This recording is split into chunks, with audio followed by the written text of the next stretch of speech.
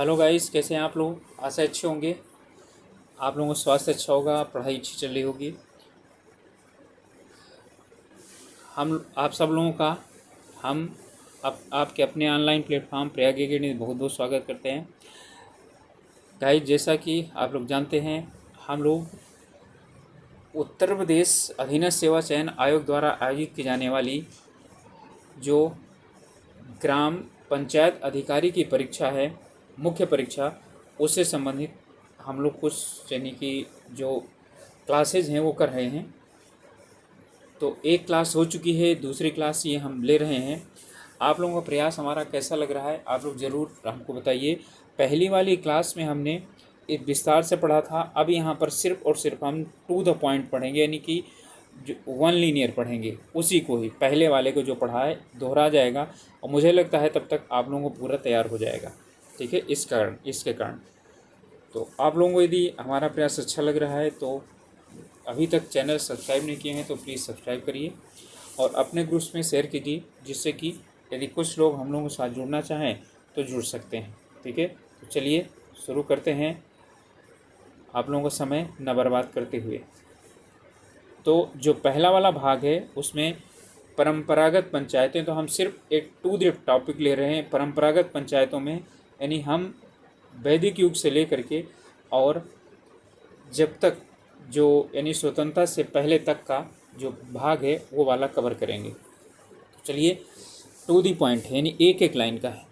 पंचायत जो शब्द है, ठीक है, वो संस्कृत के पंचायतन शब्द से बना हुआ है, जिसका अर्थ होता है, ठीक है, एक विद्वान और 5 व्यक्तियों का समूह। तो 5 व्यक्तियों का समूह संस्कृत शब्द है ये, यानी किस शब्द से बना हुआ है, पंचायतन शब्द से बना हुआ है। गांधी जी ने इसे परिभाषा दी थी कि गांव के लोगों द्वारा चुनी हुई 5 व्यक्तियों की संस्था को पंचायत कहा जाता है। राधा कुमुद मुखर्जी भी हैं, ठीक है, वही हैं ये। इन्होंने ग्राम पंचायतों को प्रजातंत्र के देवता की संज्ञा दी है। तो प्रजातंत्र के देवता किसने माना है? राधा कुमुद मुखर्जी। ठीक है, ग्राम स्वायत्त शासन की इकाई थे और गांव का मुखिया ग्रामीण ही होता था, जिसका चुनाव गांव के लोग करते थे। ये कहा जाना है प्रभात नाथ बनर्जी का। ठीक है, प्रभात नाथ बनर्जी का ये कहना है। वैदिक कालीन संस्थाएं, तो ये जो है यानी कि शुरुआत के कुछ परिभाषाएं हैं। अब इसके बाद वैदिक कालीन संस्थाएं, यानी वैदिक काल में जो संस्थाएं थी, तो वैदिक काल में 3 संस्थाएं। एक सभा थी, कबीले के वरिष्ठ और अनुभवी लोगों की संस्था होती थी। इसका प्रमुख कार्य क्या था? न्याय करना था। दूसरी संस्था थी समिति, तो राजा के निर्वाचन संबंधी संस्था थी, जहां वाद विवाद क्या होता था? खुले तौर पर होता था। सभा और समिति में स्त्रियां सदस्य होती थी। ठीक है, ये उस समय प्रमाण मिलता है। सभा व समिति को प्रजापति की पुत्रियों की संज्ञा दी गई थी। ठीक है, स्त्रियों का उस समय वैदिक युग में, यानी कि हम जहाँ तक बात करें तो ऋग्वैदिक काल में कितना महत्व था, ये इससे समझ में आ जाता है। इसके बाद है विदत। ठीक है, तीसरी जो सभा थी विदत थी, तो ये प्राचीनतम संस्था थी जो धार्मिक, सैनिक, वितरण तथा नियम बनाने से संबंधित, ठीक है, यानी कि नियम या कानूनों का संग्रह ये करती थी। इसके बाद है, अब आता है मनुस्मृति। ठीक है, तो मनुस्मृति में माना गया है कि गांव का अधिकारी कौन होता था? ग्रामिक होता था। इसका कार्य करों की वसूली करना था। टू दी पॉइंट है, गांव का अधिकारी ग्रामिक, कार्य करों की वसूली। और 10 गांव के अधिकारी को दसिक कहा जाता था, 20 गांव पर विसापी होता था और 100 गांव पर सतपाल होता था। क्लियर? तो इसे हम वहाँ पर भी पढ़ चुके हैं, यहाँ सीधा सीधा पॉइंट वाइज। ठीक, तो 10 गांव पर दसिक, 20 गांव पर विसासिप, 100 गांव पर सतपाल। उत्तर भारत के अलावा प्रोफेसर आल्टेयर मानते हैं कि उत्तर भारत के अलावा गुजरात, महाराष्ट्र, कर्नाटक में ग्रामों की समस्याएं सुलझाने हेतु ग्राम सभाएं थीं। ये स्वीकार करते हैं, मानते हैं। आगे है, अब यानी कि हम लोग मौर्य काल में पहुँचेंगे। तो आचार्य चाणक्य ने अर्थशास्त्र में आदर्श गांव का उल्लेख किया है। किस प्रकार गांव का? आदर्श गांव का उल्लेख किया है। मौर्य काल में गांव की देखरेख कौन करते थे? श्रेष्ठी करते थे। जैसे एक पहिए, यानी कि जो है चाणक्य ने कहा है कि जैसे एक पहिए से कोई वाहन नहीं चल सकता, ठीक वैसे ही एक व्यक्ति से प्रशासन कार्य ठीक प्रकार से नहीं चल सकता। अर्थात प्रशासन कार्य चलाने के लिए क्या होनी चाहिए? कई स्तरों पर जो है लोग होने आवश्यक है। मौर्य काल में प्रशासन की सबसे छोटी इकाई क्या थी? ग्राम था। इसके अध्यक्ष को ग्रामीणी कहा जाता था। मौर्य काल की बात हो रही है। यह ग्रामवासियों द्वारा निर्वाचित होता था और इसे किसी प्रकार का वेतन नहीं मिलता था। अर्थात इसका पद क्या था? अवैतनिक पद था। ग्रामवासियों द्वारा चुना ग्रामीणी और इसका पद अवैतनिक था। मध्यकालीन प्रशासन, ठीक है। मध्यकालीन का मतलब होता है, खास करके हम मुगल काल की बात करते हैं, ठीक है। तो जमींदारी और जागीरदारी प्रथा उस समय विकसित हुई, जिसके कारण ग्राम पंचायतों का क्या हुआ? पतन हुआ, ठीक है। अब ग्राम पंचायतों का कोई महत्व नहीं रह गया खास करके, ठीक है, क्योंकि जमींदार और जागीरदार ही क्या होते थे? प्रमुख होते थे। वो टैक्स वसूलते थे और जमा करते थे राजा को। दिल्ली सुल्तानों ने, ठीक है, यानी दिल्ली सल्तनत के सुल्तानों ने राज्य को प्रांतों में बांटा था, जिन्हें विलायत कहा जाता था। और इस समय यानी कि इस काल में, मध्यकाल में 3 प्रमुख अधिकारी होते थे, ठीक है। सरपंच, ये न्यायिक और सामाजिक कार्य देखता था, और ये सबसे छोटी क्या थी? इकाई थी, उसका ये अध्यक्ष होता था। मुकद्दम, ठीक है, या खुद प्रशासन का काम देखता था, और पटवारी राजस्व संग्रह का कार्य देखता था। और तीसरा अधिकारी था चौधरी, 100 गांवों के मुखिया को और पंचों को, यानी 100 गांवों के मुखिया को क्या कहा जाता था? यानी श्रेष्ठ था ये, कई लोगों के ऊपर जो बनता था उसे मुखिया चौधरी कहा जाता था। इसलिए शायद चौधरी शब्द आया ही, यानी कि जो क्या करता है, ठीक है, कई लोगों को अपने अंडर में रखता है और उनको से अपनी बात मनवाता है, तो उसे चौधरी कहते हैं।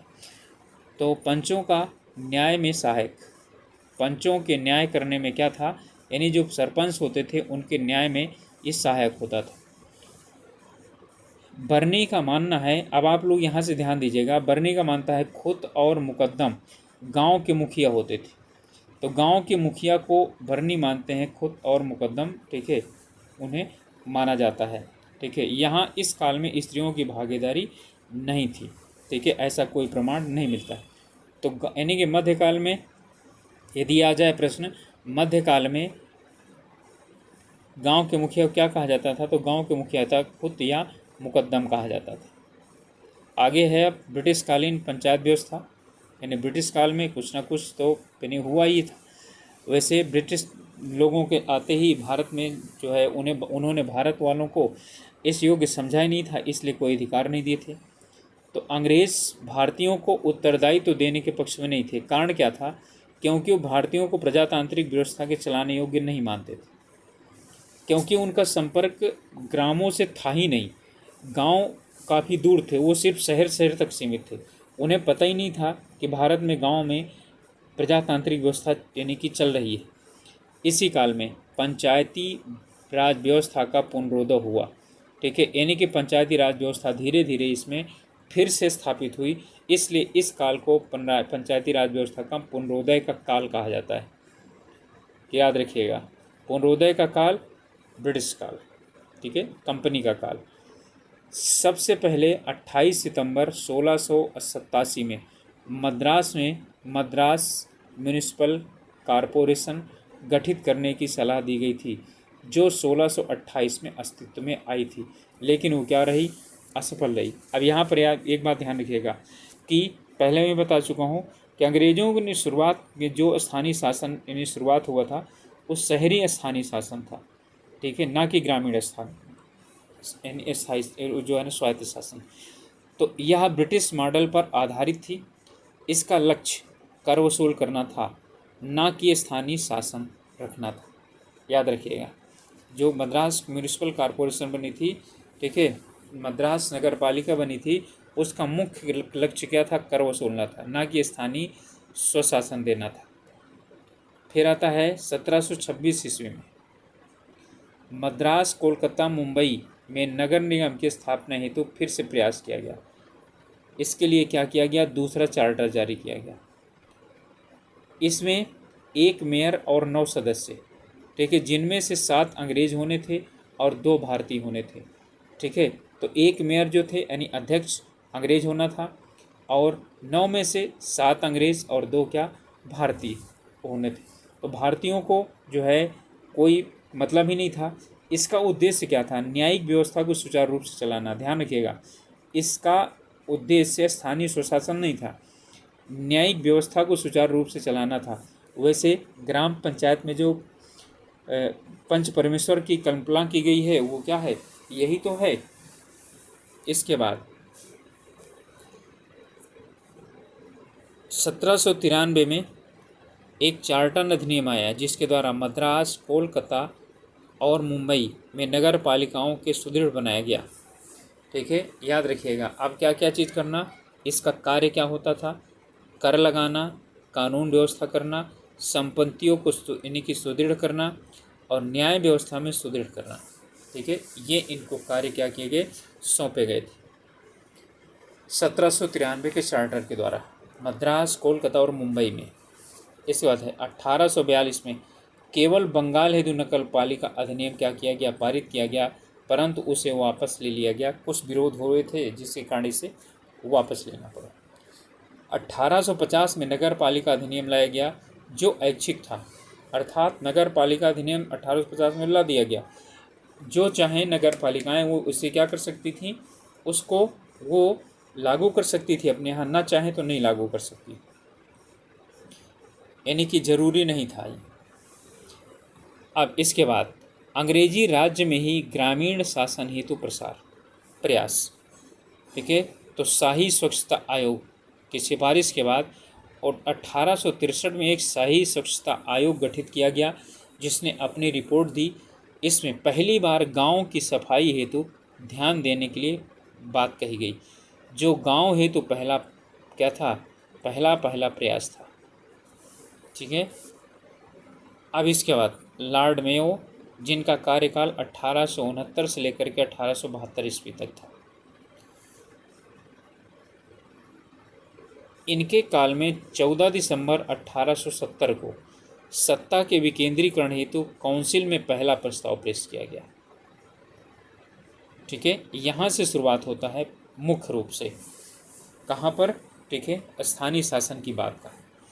इसी आधार पर प्रांतीय सरकारों को शिक्षा, चिकित्सा सेवा व सड़कों के रखरखाव को हस्तांतरित करने का निर्णय हुआ। ठीक है, यानी कि इसमें प्रांतों को शिक्षा सेवा, चिकित्सा सेवा और सड़कों के रखरखाव के जो विषय थे वो क्या किए गए? हस्तांतरित करने की बात कही गई। इसके बाद बम्बई, बंगाल, पंजाब, उत्तर पश्चिमी प्रांत में स्वायत्त शासन की स्थापना हुई इस समय। ठीक है, कहाँ कहाँ? बम्बई, बंगाल, पंजाब, उत्तरी पश्चिमी सीमा प्रांत में स्वायत्त शासन की स्थापना हुई। जिला समिति यानी कि जो है ना, ये जिला पर थे और जिला समिति के सदस्य सरकारी थे। अतः यह क्या हो गई? असफल हो गई। यहाँ कहा गया कि जिला जो समिति है उसके सभी सदस्य क्या होंगे? सरकारी होंगे, इसलिए क्या हो गई? ये असफल हो गई। 1870 में अब आया यहाँ पर 1870 में बंगाल चौकीदार अधिनियम पारित हुआ। ये वही है, बंगाल चौकीदार अधिनियम का मतलब हुआ कि चौकीदार का मतलब हुआ जो टैक्स वसूल करके लाता था। इसके द्वारा बंगाल में पारंपरिक ग्राम पंचायत प्रणाली प्रारंभ हुई। ठीक है, इसलिए पारंपरिक जो पंचायत प्रणाली है तो वहाँ की बात आती है। जिला मजिस्ट्रेट द्वारा चौकीदार को भुगतान करने हेतु कर एकत्र करने के लिए गांव में पंचायत स्थापित करने का अधिकार दिया गया। ठीक है, तो यानी कि जिला मजिस्ट्रेट क्या करते थे? उन्हें अधिकार दिया गया कि क्या किया कर सकते हैं? वो गांव में पंचायत स्थापित कर सकते हैं। ग्राम पंचायत क्या करने के लिए? करों के भुगतान को, यानी कर के एकत्रण करने के लिए। इसके बाद अब अस्पष्टता जो आता है वो आता है। अभी तक इसमें कुछ कमियां रहीं, रिपन संकल्प 1882। रिपन को, लॉर्ड रिपन को भारत में स्थानीय सुशासन का जनक कहा जाता है। 18 मई डेट याद रखिएगा और इसे आप 100% नोट कर लीजिएगा। ये क्वेश्चन निश्चित पूछा जाना है, ये क्वेश्चन पूछा ही जाना है निश्चित रूप से। 18 मई 1882 को स्थानीय संस्थाओं की स्थापना हेतु प्रस्ताव पारित किया, जो क्या है, मील का पत्थर है। किसके लिए? पंचायत व्यवस्था के लिए, यानी स्थानीय सुशासन के लिए। इसमें प्रावधान क्या क्या थे कि 1/3 से अधिक सरकारी सदस्य नहीं हो सकते हैं, अर्थात 1/3 से अधिक मतलब ठीक है, यानी कि 33% से अधिक सदस्य सरकारी नहीं हो सकते हैं। इसका मतलब है ठीक है कि इसमें 1/3 से अधिक नहीं हो सकते हैं, तो 2/3 क्या होंगे, जो स्थानीय लोग चुने वाले होंगे ठीक है, उनका बहुमत होगा। इसलिए अब इसे कहा जा सकता है इसमें सरकार के हस्तक्षेप की क्या हो गई, कमी होगी। तो बोर्ड के अध्यक्ष जनप्रतिनिधि होगा ठीक है, कौन होगा, भारतीय होंगे ठीक है। जहाँ तक संभव होगा कि जो बोर्ड के प्रतिनिधि होंगे यानी अध्यक्ष होंगे वो जनता द्वारा चुने जाएंगे, भारतीय होंगे ठीक है। कोई भी बोर्ड का सदस्य अंग्रेज नहीं होगा। अब तहसील ठीक है अथवा तालुका, तहसील अथवा तालुका इकाई होगी और ग्रामीण स्तर का यहाँ पर क्या नहीं किया गया, उल्लेख नहीं किया गया। ध्यान रखिएगा, ग्राम तक नहीं पहुँचे लेकिन काफ़ी नज़दीक तक पहुँच गए, तालुका या तहसील तक ठीक है पहुँच गए। इसके बाद बम्बई और बंगाल के गवर्नर ने इसका क्या किया, विरोध किया, इसलिए ये पूरी तरह से यानी पूरी भारत में लागू नहीं हो पाया। तो ये याद रखिएगा, इसमें से एक प्रश्न निश्चित है आना। इसके बाद लॉर्ड कर्जन ने सत्ता के विकेंद्रीकरण को निष्प्रभावी किया। लॉर्ड कर्जन ने, जानते हैं ठीक है, इन्होंने सत्ता के विकेंद्रीकरण को निष्प्रभावी कर दिया। भारत सचिव ठीक है विस्काउंट मोडी ठीक है, ये विस्काउंट मोडी हैं, इन्होंने बढ़ते हुए केंद्रीकरण पर चिंता क्या की थी, व्यक्त की थी। बढ़ते हुए केंद्रीकरण पर इन्होंने चिंता व्यक्त की थी। इसके बाद 1907 में हाब हाउस की अध्यक्षता में शहरी विकेंद्रीकरण आयोग का गठन किया गया, जिसे शाही आयोग के नाम से भी जाना जाता है ठीक है। इसमें कार्यकारी संस्थाओं को ग्रामीण स्तर पर लाने का प्रयास किया गया। बाजार और तालाब की जो है क्या चीज़ किया गया, जो आय है उसे पंचायतों को देने का निर्णय लिया गया। यानी कि बाजार की आय और जो यानी तालाब की आय है, तालाब से होने वाली आय है, उसे पंचायतों को देने का निर्णय किया गया। 1909 में ठीक है पहली बार कांग्रेस द्वारा लाहौर अधिवेशन में सरकारी संस्थाओं को ग्राम स्तर पर कार्य करने के लिए प्रस्ताव कर लिया गया। अर्थात अब यानी कि कांग्रेस ने 1909 में सबसे पहली बार क्या किया है, ग्राम पंचायतों की मांग की। इसके बाद 1909 में विकेंद्रीकरण ठीक है पर रॉयल कमीशन ने रिपन प्रस्तावों को और अधिक क्या किया, विस्तारित किया ठीक है, अर्थात उसे कहाँ तक पहुँचाया, गांव तक पहुँचाया। अब 1915 में आता है, इसमें एक प्रस्ताव पारित हो गया जिसके द्वारा बंगाल, मद्रास, मुंबई, उत्तर प्रदेश और पंजाब की ग्राम पंचायतों को वित्तीय सहायता और शक्तियां देने जाने का सुझाव दिया। ध्यान दीजिएगा, अब यहाँ पर वित्तीय सहायता की बात अब पहली बार आ रही है। वित्तीय सहायता और शक्तियाँ दिए जाने का सुझाव दिया गया। कहाँ कहाँ, बंगाल, मद्रास, मुंबई और उत्तर प्रदेश तथा पंजाब की ग्राम पंचायतों को। 1911 में वायसराय की काउंसिल में शिक्षा तथा स्थानीय स्वशासन प्रभारी का एक पद बढ़ाया गया।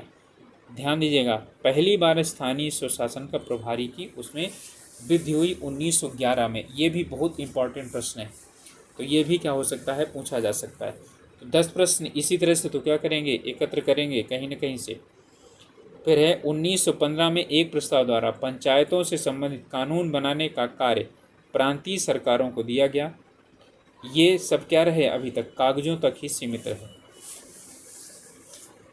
1917 में ब्रिटिश सरकार ने पंचायतों को सशक्त एवं कारगर बनाने की घोषणा की। 1970 में यानी कि महारानी की सरकार ने घोषणा की कि भारतीय पंचायतों को सशक्त और ठीक है, कारगर बनाया जाए। ठीक है, इसके बाद 1919 में मॉन्टेग्यू चेम्सफोर्ड सुधार आया। उसमें कुछ क्या थे, प्रावधान थे। सबसे पहली बात, प्रांतों में द्वैत शासन लागू हुआ। आप लोग जानते हैं कि यानी कि हस्तांतरित और जो है ना, दो विषय इसमें यानी थे।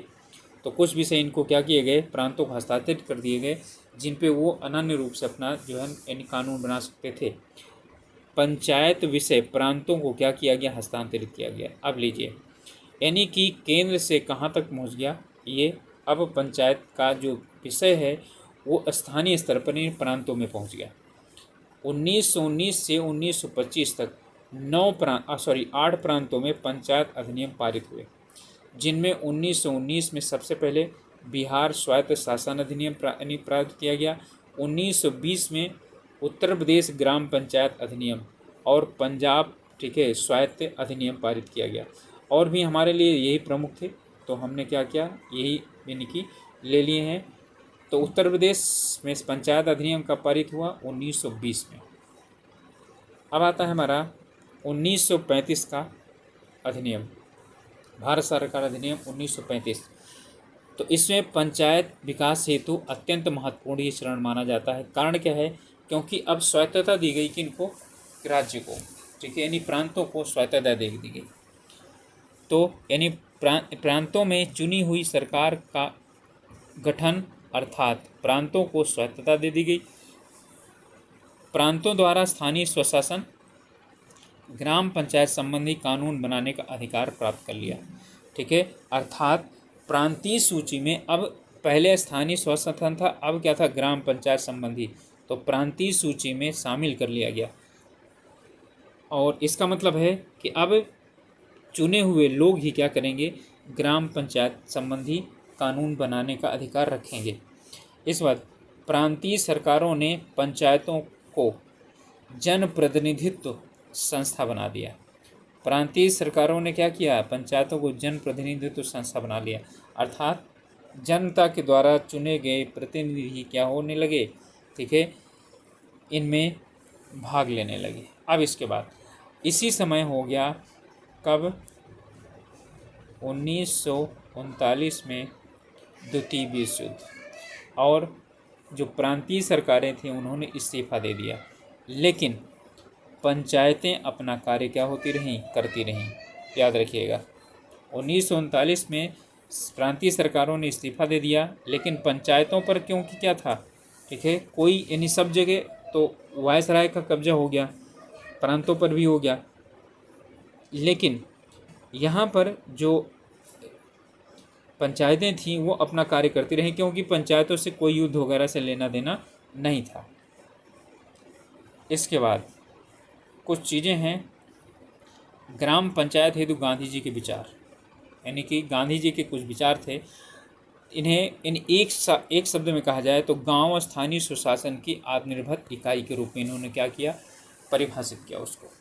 और गांधी जी ने ग्राम स्वराज की कल्पना की, जिसमें ग्राम ऐसी पूर्ण स्वतंत्र इकाई होगी जो अपना कपास और भोजन खुद उगाएंगे, जो अपनी ज़रूरतों हेतु किसी पर भी निर्भर नहीं होंगी, उसके पास इतनी ज़मीन होगी कि पशु चर सकें, बच्चों एवं बड़ों हेतु मनोरंजन के साधन, खेल कूद के मैदान, ठीक है, स्थापित हो सकें, उसकी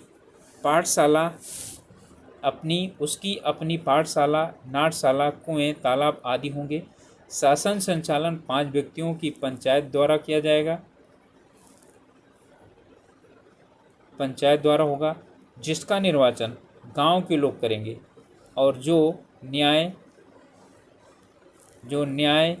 कानून और विकास आदि के कार्य क्या करेगी, देखेगी। और भी कई चीज़ें इन्होंने कही थी। अब इसके बाद भारत में जो सबसे ज़्यादा क्या था, प्रसिद्धि प्राप्त हुई थी, ठीक है, वो है चोलकालीन स्थानीय व्यवस्था। इसलिए इसे मैंने क्या किया, उसके साथ न पढ़ करके हमने अलग से इसको क्या करना है, पढ़ना है। तो चोल शासन व्यवस्था, चोलकालीन यानी कि स्थानीय व्यवस्था, ये हम अब पढ़ेंगे। वहाँ तक हमारा, ठीक है, यानी समाप्त हो गया 1935 तक। ठीक है, फिर उसके बाद स्वतंत्रता के बाद हम अलग पढ़ेंगे। चोल शासन व्यवस्था में दो भाग थे। कौन से? प्रादेशिक स्तर और स्थानीय शासन का स्तर। यानी कि चोल प्रशासन में शासन के दो स्तर थे, प्रादेशिक स्तर और स्थानीय स्तर। प्रादेशिक स्तर को क्या कहा जाता था? मंडलम कहा जाता था। इसका शासन राजकुमार और उच्चाधिकारी देखते थे, ये जानना जरूरी था। ठीक है, तो इसके यानी मंडलम के शासन के लिए राजकुमार या उच्चाधिकारी उत्तरदायी थे।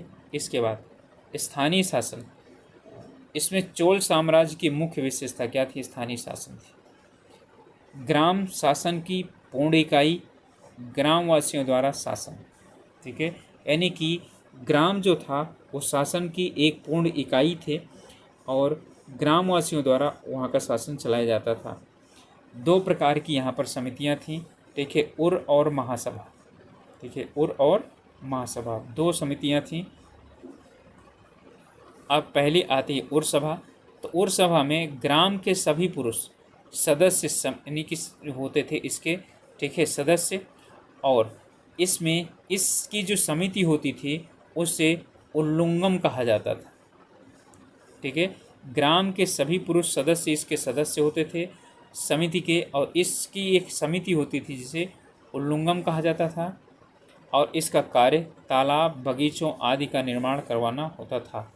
लेकिन सबसे जो यानी कि प्रमुख वो थी मतलब संस्था थी, वो थी महासभा। तो जो महासभा थी वो गांव के प्रबुद्ध जनों अर्थात ब्राह्मणों की सभा थी, जिसे पेरुगुरी क्या कहा जाता था? पेरुगुरी। तथा इसके सदैनी की जो सभा है ना, महासभा, ब्राह्मणों की सभा, उसे पेरुगुरी कहा जाता था। ठीक है, और इसके सदस्यों को पेरुमक्कल कहा जाता था। ठीक है, उसके सदस्यों को पेरुमक्कल कहा जाता था। तो पेरुगुरी याद रखिए महासभा को, और सदस्यों को पेरुमक्कल, या इन्हें अग्रहार भी कहा जाता था। कई जगहों पर पेरुमक्कल आया है, कई जगहों पर क्या आया है? अग्रहार आया है। ठीक है, अब इनका निर्वाचन कैसे होता था? इनका निर्वाचन पर्ची अर्थात लॉटरी सिस्टम द्वारा होता था, और कितने समय के लिए होता था? 3 वर्ष के लिए होता था। और इसमें जो है शिक्षित भूस्वामियों में से किया जाता था, अर्थात बहुत ही इसे शॉर्ट में कर दिया गया, अर्थात ऐसे भूस्वामी जो ब्राह्मण भी थे और शिक्षित थे। ठीक है, उनके बीच से किया जाता था 3 वर्ष के लिए। किसके द्वारा? लॉटरी सिस्टम के द्वारा। अर्थात जो लोग कुछ उसमें चुनाव में भाग लेना चाहते थे, योग्य होते थे, नाम लिख करके किसी एक जगह में इन्हें वो डाल दिया जाता था। छोटा सा घड़ा या कोई भी चीज़ होता था उसमें, बर्तन, उसमें डाल दिया जाता था, और उसको खूब अच्छी तरह से हिला करके, और फिर किसी छोटे बच्चे को बुला करके बोला जाता था कि क्या करो, जाओ उसमें से 5 पर्ची निकाल करके लाओ। तो वो 5 पर्ची निकाल के लाते थे, जिसका नाम आ जाता था वही क्या हो जाते थे? सेलेक्ट हो जाते थे। तो इसमें इसके कार्य क्या थे? नई भूमि प्राप्त करना, ऋण प्राप्त करना और वसूल करना। ठीक है, और हाँ, इसमें जो गांव था वो वार्डों में या जो है ना कुटुम्बस में क्या था? विभाजित था, और हर एक कुटुम्बस से क्या होते थे? सदस्य निर्वाचित होकर के आते थे। जैसे पूरे 30 वार्ड हो गए, कोई बड़ा गांव होता था तो 30 वार्ड बनाए जाते थे, अधिकतम 30 सदस्यों का। ठीक है, यानी 30 वार्डों का होता था, तो 30 सदस्य क्या होते थे? चुने जाते थे। ठीक है, तो जो गांव थे वार्डों में अधिक कुटुम्बस में यानी बटे हुए होते। इसके बाद आता है कि योग्यताएं इनके लिए कुछ थी। इनके लिए आयु निश्चित थी, 35 से 70 वर्ष तक की आयु होनी चाहिए, और गांव का स्थायी निवासी होना चाहिए, और उसके पास कम से कम 1.5 एकड़ भूमि होनी चाहिए, और उसका वहाँ पर अपना मकान भी होना चाहिए। ठीक है, ये 3 हो गई। चौथी है उसे वैदिक मंत्रों ज्ञाता होना चाहिए। तो ये इसे में आ गया ना, भूस्वामी। ठीक है, और कौन सा? भूस्वामी, तो वही क्या हो गया? स्थायी निवासी हो गया। और विद्वान, शिक्षित का मतलब वैदिक मंत्रों ज्ञाता। तो उस समय वैदिक मंत्र ही प्रमुख होते थे। इसके बाद है प्रमुख समितियाँ। ठीक है, इसकी जो वो थी सभा थी, महासभा, उसकी कुछ समितियाँ थीं। 5 प्रमुख समितियाँ थीं। एक संवत्सर समिति, यानी संवत्सर समिति या संवत्सर वारियम, वारियम का मतलब समिति। इसमें 12 सदस्य होते थे, 12 विद्वानों की समिति होती थी और ये इसका कार्य अन्य समितियों के कार्यों की देखरेख और उन्हें क्या करना होता था, अन्य समितियों की मदद करना होता था। फिर है तोट्टावारियम, ठीक है, दूसरा है तोट्टावारियम। देखिए 12 सदस्य अधिकतम थे इसमें संवत्सरवारियम। तोट्टावारियम में 6 सदस्य होते थे, ठीक है। इनका प्रमुख काम उपवन, बाग आदि संबंधी होता था। फिर है एनवारियम सिंचाई संबंधी कार्य को देखने वाली समिति होती थी। इसके बाद है पोनवारियम, ठीक है। पोनवारियम यानी पौन समिति, ये स्वर्ण समिति थी, ठीक है। सोना चांदी या धातु वगैरह को जो है ना, या मुद्रा वगैरह को देखने वाली समिति रही होगी। फिर है पनीटावारियम चीनी से संबंधित थी। थोड़ा सा इसमें कुछ कठिन शब्द आएंगे, इसलिए मैंने इनको क्या किया है, बाहर इन्हीं की सबसे बाद में रखा है पढ़ने के लिए। चलिए, इसके बाद है अयोग्यताएं। इनकी कुछ अयोग्यताएं भी थी। पहली बात, जिसने आय व्यय का हिसाब ना दिया हो वो चुनाव नहीं लड़ सकता। दूसरा है चोरी या पाप कार्यों में भागीदारी हो, तो वही है जैसे यानी सांसद और विधायकों को चुनने जाने के लिए वो होता है। इसके बाद है अब बैठक। इनकी बैठक मंदिर के अंदर या तालाब के किनारे होती थी और बैठक की जानकारी मुनादी द्वारा करवाई जाती थी। मुनादी का मतलब होता है ढोल बजा करके और लोगों को बताया जाता था कि इस दिन क्या होगी, बैठक होगी। तो बैठक सिर्फ लोगों की नहीं होती थी, बैठक में सब गांव के सदस्य भी भाग लिया करते थे, जिससे कि उन्हें पता हो कि हमारे ऊपर या हमारे लिए जो भी नियम वगैरह बनाए जा रहे हैं कैसे लागू होंगे। इसके बाद इनके जो है कुछ कार्य उधर मैंने बता दिए, कुछ कार्य यहाँ पर भी। न्यायिक सुरक्षा, कर लगाना, वसूलना, सिंचाई, स्वच्छता, स्वास्थ्य, पेयजल, आवागमन के साधन आदि के क्या हैं, कार्यों को देखना इनका प्रमुख कार्य था। तो गाइस ये था अब आज हमारा परंपरागत प्राप्त यानी समाप्त हुआ, और अब हम अगली क्लास में इसके आगे का यानी स्वतंत्रता के बाद का पढ़ेंगे कि विकास किस प्रकार से हुआ है पंचायतों का।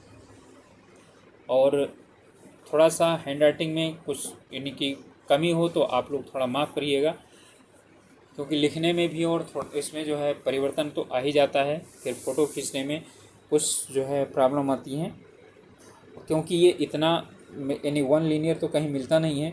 तो कोशिश किया था मैंने कि आप लोगों के लिए ये एकत्र करूँ मैं और आप लोगों को प्रस्तुत करूँ। तो यदि हमारा प्रयास अच्छा लग रहा है तो अभी तक आप लोगों ने चैनल को सब्सक्राइब नहीं किया हो तो प्लीज़ सब्सक्राइब करिए, साथ ही साथ